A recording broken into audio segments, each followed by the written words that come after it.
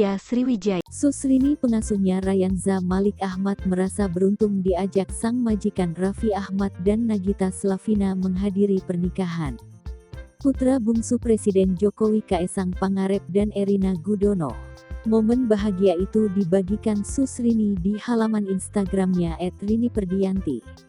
Dalam video tersebut terlihat Susrini menangis haru bisa melihat langsung Presiden Jokowi secara bahkan ikut berfoto bersama dengan keluarga Rans lainnya.